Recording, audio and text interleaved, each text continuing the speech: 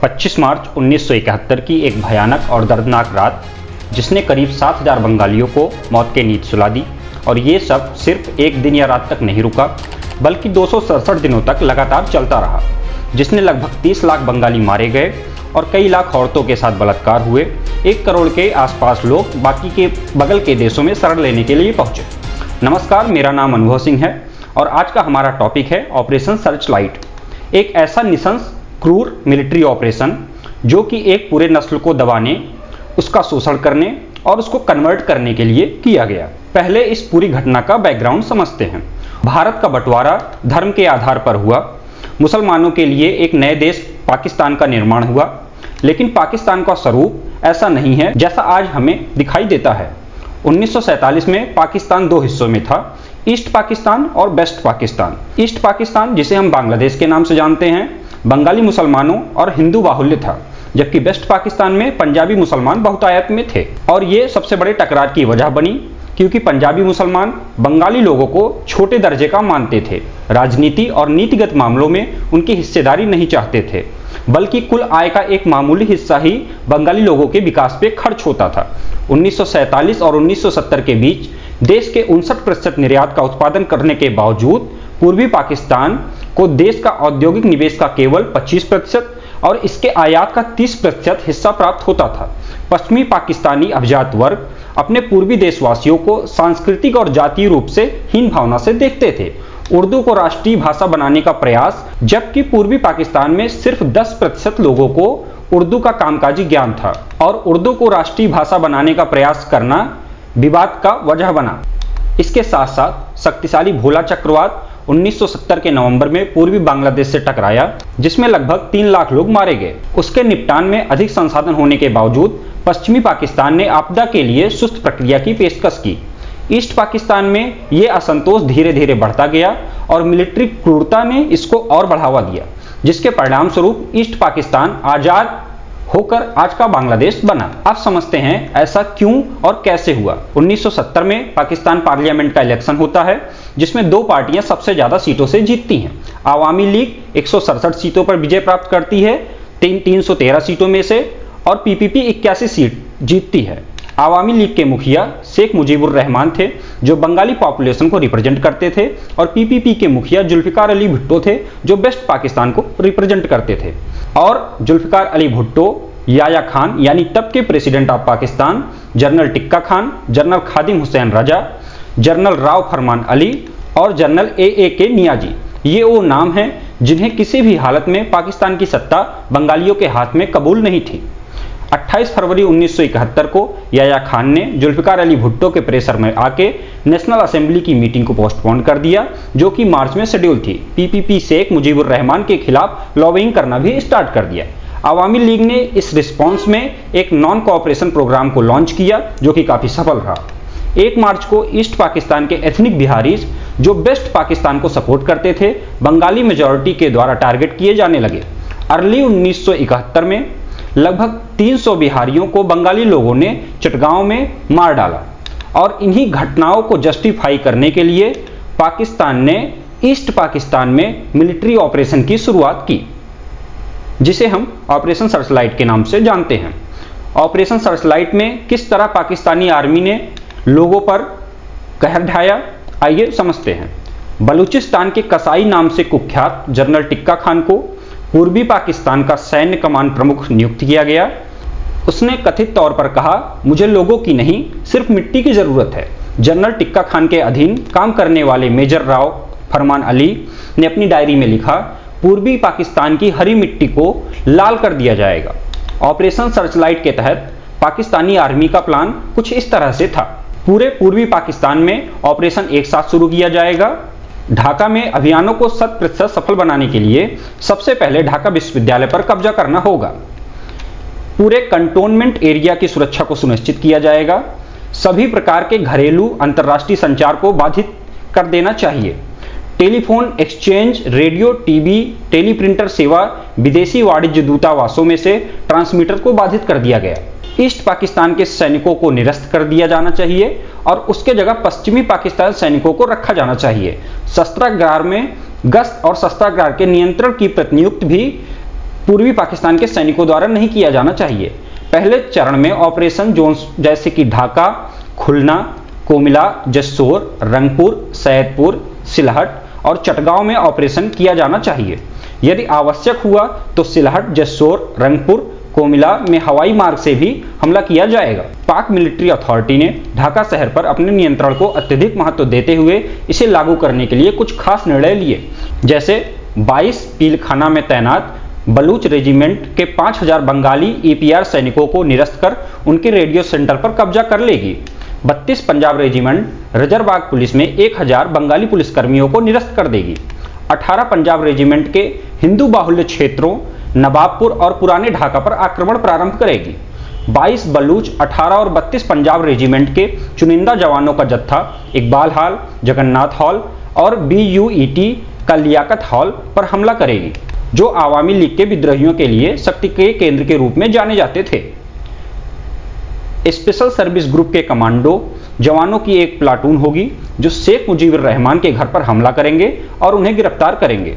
ताकत दिखाने के लिए M24 टैंक की एक छोटी स्क्वाड्रन सड़क पर दौड़ेगी और जरूरत पड़ने पर गोला बारूद शुरू कर देगी। मेहरुन्निसा चौधरी, जो रुकैया हॉल की एक सीनियर हाउस ट्यूटर थी, उन्होंने बताया कि किस तरह सेना के जवानों द्वारा महिला छात्रों के हॉल पर छापा मारा गया, जो सैकड़ों छात्रों को अपने छात्रावास में मौत के घाट उतारने से पहले सुंदर छात्राओं की तलाश करते थे और उन्हें ट्रकों में लादते थे, जो कभी वापस नहीं आए। पुरुष छात्रों को उनके छात्रावास के बाहर पंक्तिबद्ध किया गया और गोली मार दी गई, जबकि अन्य को सामूहिक कब्र खोदने और अपने नए मृतक मित्रों को दफनाने के लिए जिंदा रखा गया। काम पूरा होने के बाद उन्हें भी गोली मार दी गई और उसके दोस्तों के ऊपर दफन कर दिया गया। अनवर पाशा, जो एक नॉवलिस्ट थे, अपने डॉक्यूमेंट उपन्यास राइफल रोटी औरत में कुछ इस तरह पाकिस्तान सेना की क्रूरता को एक्सप्लेन करते हैं। पाकिस्तानी सैनिक युद्ध की सभी महान कलाओं को जानते थे। पहले उन्होंने झुग्गी झोपड़ी में रहने वालों के घरों में आग लगा दी और फिर जब वे आधे जले हुए लोग बाहर निकले तो दहशत में सड़कों पर भागते हुए सेना ने उन पर कर्फ्यू का उल्लंघन करने के आरोप में गोलियों से भून डाला।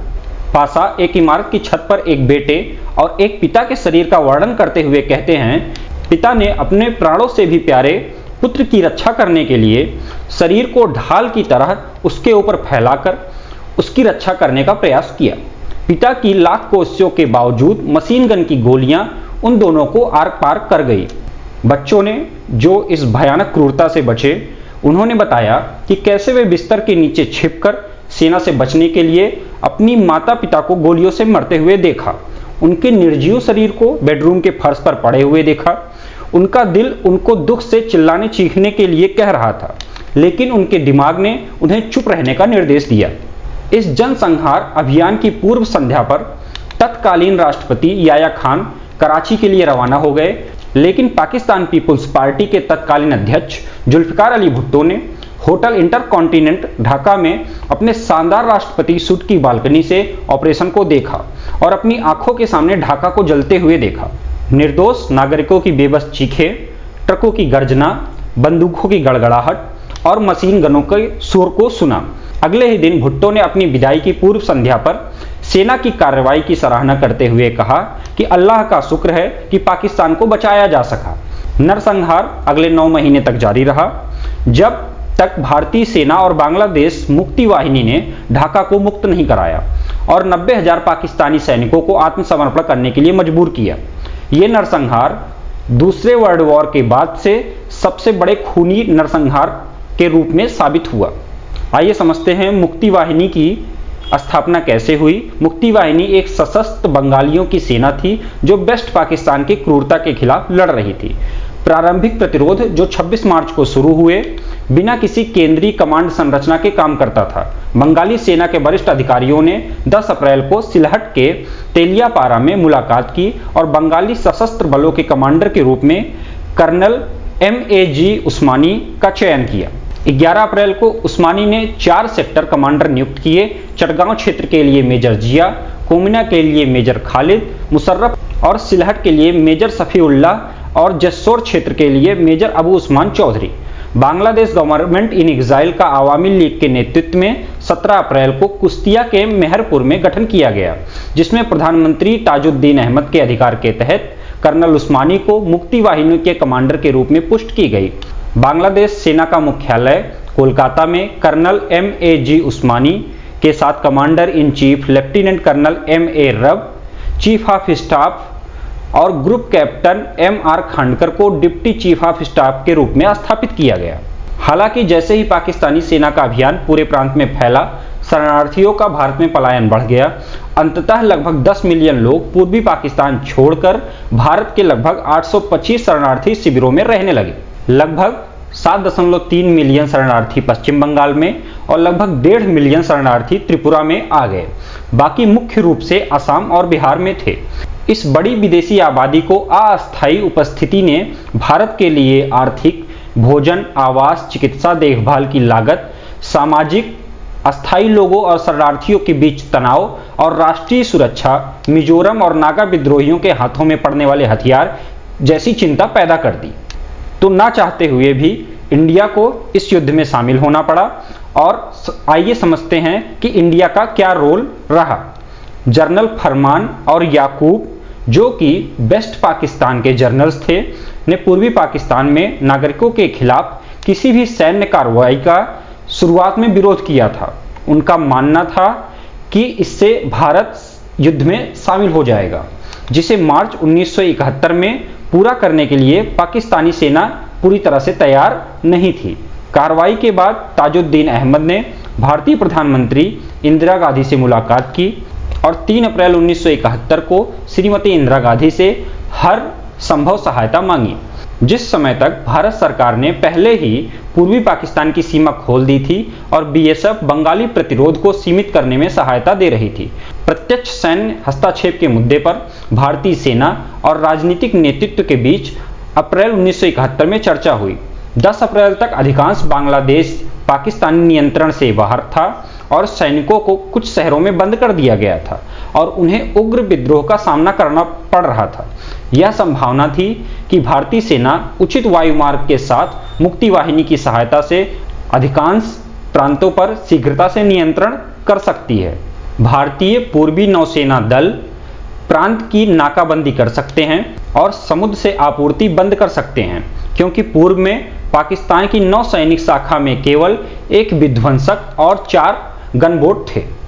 पाकिस्तानी सेना 26 मार्च से 2 मई के दौरान पश्चिमी पाकिस्तान से उड़ान भर रही थी और ईंधन और गोला बारूद के लिए ढाका, चटगांव और नारायणगंज में स्थित आपूर्ति डिपो पर निर्भर थी। अधिकांश पाकिस्तानी चौकियां एक दूसरे से कटी हुई थी और एयरलिफ्ट के माध्यम से ही आपूर्ति की जा रही थी। मिलिट्री ऑपरेशन करने के पीछे भारत की क्या रणनीति थी, आइए समझते हैं। भारतीय सेना के पास अप्रैल 1971 में कार्रवाई के लिए उपयुक्त बल उपलब्ध नहीं था। इस तरह ऑपरेशन के लिए अन्य क्षेत्रों में तैनात बलों को इकट्ठा करना था और पश्चिमी सीमाओं की सुरक्षा को खतरे में डाले बिना पूर्वी पाकिस्तान में सहायता की जानी थी। क्या पाकिस्तानी सेना के इस प्रांत पर कब्जा करने से पहले पूर्वी पाकिस्तान के आसपास युद्धक बलों के अभियान का समर्थन करने के लिए एक रसद नेटवर्क स्थापित किया जा सकता था? क्या सेना और सरकार एक लंबे युद्ध के लिए तैयार है? तार्किक, राजनीतिक, कूटनीतिक और विशेष रूप से बांग्लादेश में मानसून के मौसम के दौरान सामना कर सकती है या नहीं? पूर्वी पाकिस्तान में हस्तक्षेप भारत को अंतर्राष्ट्रीय हलकों में आक्रामक बना देता। क्या भारतीय कूटनीति रूप में अंतर्राष्ट्रीय प्रतिक्रिया का सामना करने के लिए तैयार था या नहीं? हालांकि कुछ बंगाली नेतृत्व ने जल्द से जल्द एक भारतीय सैन्य अभियान की उम्मीद की थी। कुछ भारतीय अधिकारियों द्वारा इसे साझा किया गया, लेकिन भारतीय सेना पूर्वी कमान ने वर्तमान स्थिति में फैसला किया कि इस तरह का कदम अनुचित होगा। एक पूर्ण हमला केवल 15 नवंबर 1971 के बाद हो सकता है। भारतीय नेतृत्व ने सीधे हस्तक्षेप नहीं करने का फैसला किया, लेकिन इसमें शामिल होने के लिए राजी हो गए। पूर्वी कमान ने 29 अप्रैल को पूर्वी पाकिस्तान के संचालन की जिम्मेदारी संभाली और 15 मई को ऑपरेशन जैकपॉट लॉन्च किया, जो भर्ती, प्रशिक्षण, हथियार से लैस आपूर्ति का एक पूर्ण अभियान था और पाकिस्तानी सशस्त्र बलों के खिलाफ गुरिल्ला युद्ध में लगे मुक्ति वाहिनी के लोगों को सलाह देना शामिल था। तो इस तरह से भारतीय सेना की मदद और भारतीय लोगों द्वारा बांग्लादेशी शरणार्थियों की मदद के पश्चात और मुक्ति वाहिनी के वीरता के वजह से ईस्ट पाकिस्तान, स्वतंत्र हो सका और बांग्लादेश बन सका। युद्ध के पश्चात लगभग पाकिस्तान के 93,000 सैनिकों ने सरेंडर किया और जनरल A.A.K. नियाज़ी ने सरेंडर पेपर पर साइन किए।